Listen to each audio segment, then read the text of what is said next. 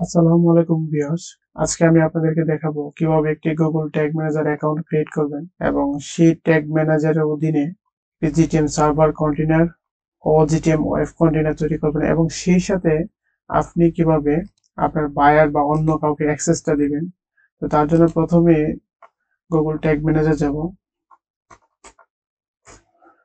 Tag manager যাওয়ার পরে আমার এই জিমেলে সাধারণত কোনো ট্যাগ ম্যানেজার অ্যাকাউন্ট নেই।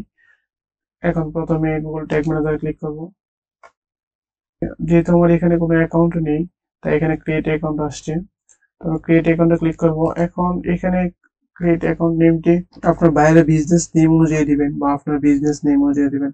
আমি একটা নেম দিচ্ছি, যেহেতু প্র্যাকটিস পারপাসে খুলতেছি, তাহলে নামটা দেওয়া যাক প্র্যাকটিস, PRACTIC প্র্যাকটিস।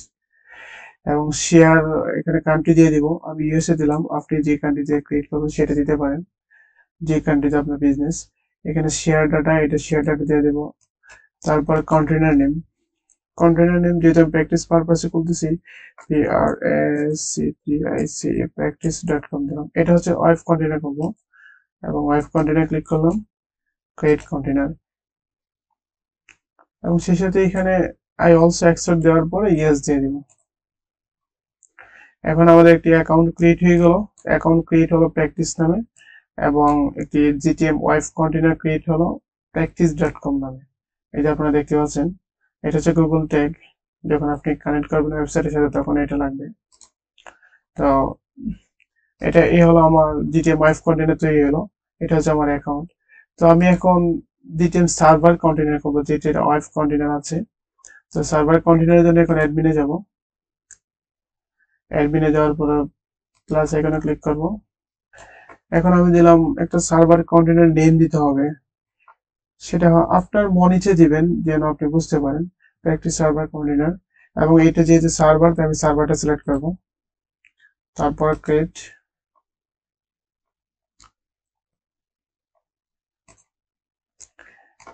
এখন আমাদের একটি অ্যাকাউন্টের অধীনে, প্র্যাকটিস নামক অ্যাকাউন্টের অধীনে একটি জিটিএম সার্ভার কন্টেইনার ও একটি জিটিএম ওয়েব কন্টেইনার তৈরি হয়ে গেল। তো এখন ক্লায়েন্টকে অ্যাক্সেস বা আপনার ক্লায়েন্ট কিভাবে আপনাকে অ্যাক্সেস দিবে কাজ করার জন্য, যদি আপনার ক্লায়েন্ট আপনাকে অ্যাক্সেস দিতে চায় বা আপনি যদি অন্য কাউকে অ্যাক্সেস দিতে চান, তার জন্য প্রথমে অ্যাডমিনে যাবেন। অ্যাডমিনে যাওয়ার পর এখানে চাইলে আপনি কন্টেইনার অ্যাক্সেস দিতে পারেন, শুধু সার্ভার কন্টেইনার অ্যাক্সেস দিতে পারেন। আবার যদি চান যে আমার এই অ্যাকাউন্টের অধীনে যতগুলো কন্টেইনার আছে সবগুলো অ্যাক্সেস পাবে, সেটা আপনি দিতে পারেন। তো আমি অ্যাকাউন্ট থেকে দেবো, যেহেতু আমার যেটা কন্টেইনার কাজ করতে হবে, আমি অ্যাকাউন্ট থেকে দেবো।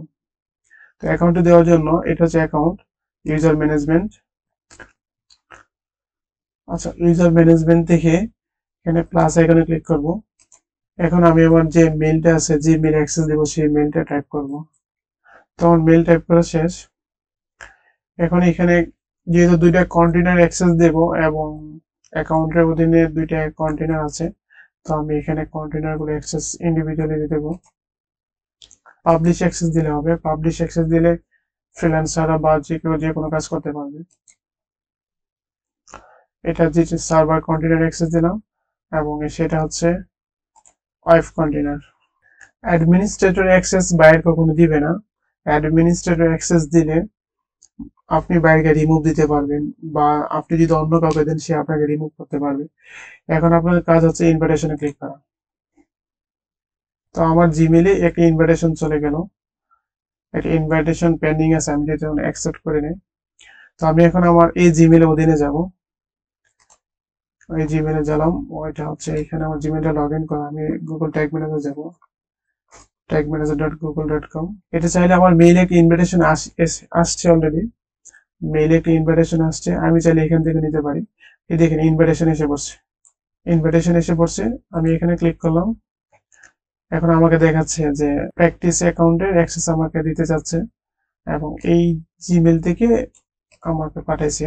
এখন আমাকে দেখাচ্ছে যে অ্যাকাউন্টের নেম হচ্ছে প্র্যাকটিস এবং মেইল হচ্ছে এটা। অর্থাৎ ধরা যাক যে আমার বাইরের মেইল হচ্ছে এটা এবং তার বিজনেস অ্যাকাউন্ট হচ্ছে প্র্যাকটিস। সে আমাকে ইনভাইট পাঠাইছে তার সকল ট্র্যাক করার জন্য। এখন আমি অ্যাকসেপ্ট করলাম।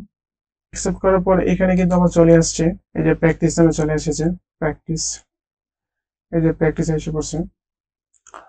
তো এখন যদি আমি এটাতে যাই, এইখানে যে ইনভাইটেশন পেন্ডিং আছে ওইখানে যদি রিফ্রেশ দিই তাহলে হয়তো পেন্ডিংটা চলে যাবে।